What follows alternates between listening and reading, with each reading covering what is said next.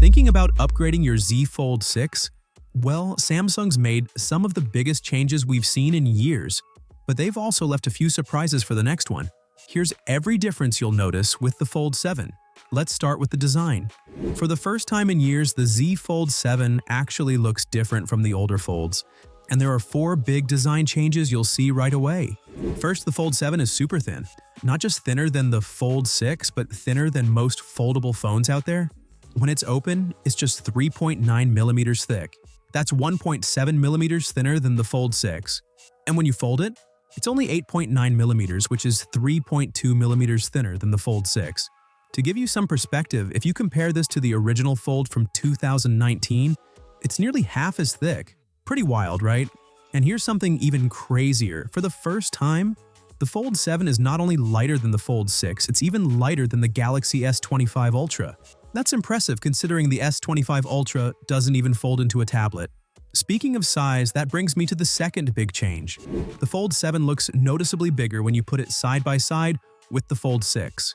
It's taller, wider, just an overall bigger device. Now, if you flip it to the back, and this is where things feel familiar but also different. Samsung kept the triple camera setup in the same spot, just like older Folds, but those plastic camera rings on the Fold 6, yeah, they never really looked like premium, let's be honest. Thankfully, Samsung finally cleaned that up.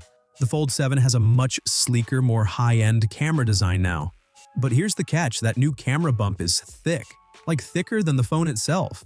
But honestly, that's kinda expected with thinner phones. Even the S25 Edge has the same camera bump situation because of how slim it is. Now, the fourth major design change. Samsung first added the under-display camera on the Fold 3, and they kept it through to the Fold 6. But with the Fold 7, they've switched back to a punch-hole camera, just like they did with the Fold Special Edition. There are a bunch of smaller design tweaks you might miss. Let me quickly break them down. The Fold 7 got some internal upgrades too. There's a new hinge and better ultra-thin, flexible glass. Thanks to that combo, the display crease on the main screen is way less noticeable now. Samsung also swapped the old carbon fiber backplate for a titanium one. With a phone this thin, Samsung had to use something stronger to stop it from bending. Pretty smart move. But here's the part that didn't change. Durability in rough conditions. The Fold 7 has the same water and dust resistance rating as the Fold 6. It can handle splashes and some dust, but yeah, tiny sand particles can still sneak their way in. So yeah, still be careful with it. And to make this new, thin design possible, Samsung had to remove the digitizer layer under the screen. That's the tech that made the S Pen work on the Fold 6. Samsung switched things up this time. With the Z Fold 7, they introduced a new S Pen that works without needing a digitizer. Pretty cool, right? But yeah, we still don't have S Pen support on the cover screen. Maybe that's the upgrade Samsung's holding back for the Z Fold 8. Let's move to the displays. This year, the Fold 7 brings a bunch of upgrades here too. It now gets Samsung's ProScaler display tech, the same one from the S25 Ultra. That uses AI to boost display quality with brighter colors, sharper images, and better clarity, which you won't get on the Fold 6. Both the Fold 6 and Fold 7 have anti-glare coating, so they're easier to use outdoors. But when it comes to size, that's where you'll feel the biggest difference.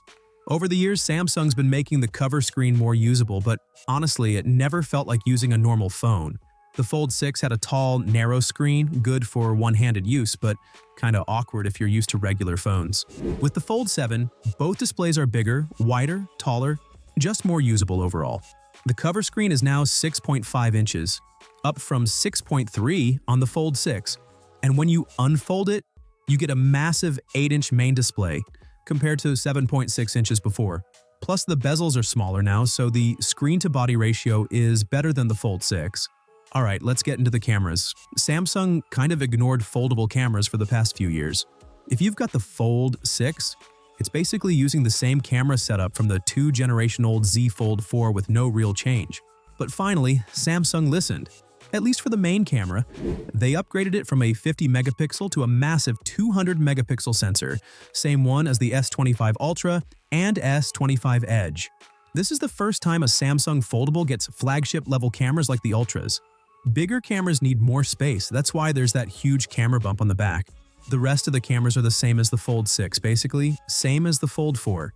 But here's something cool, there's one thing Samsung hasn't upgraded since the original Fold, until now, I'll tell you in just a second. The Fold 7 is powered by the new Snapdragon 8 Elite chip, a big jump from the Snapdragon 8 Gen 3 in the Fold 6. The 8 Elite is hands down the most powerful chip you'll find on any Android phone right now. We're talking over 30% more CPU power, faster GPU, better battery management for gaming, and AI tasks. Plus, it's designed for future AI developments.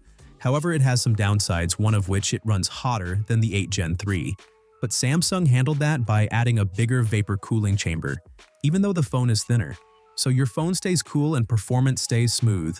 Storage is about the same as before, but finally, Samsung added a 16GB RAM option, but only for the top-end 1TB variant.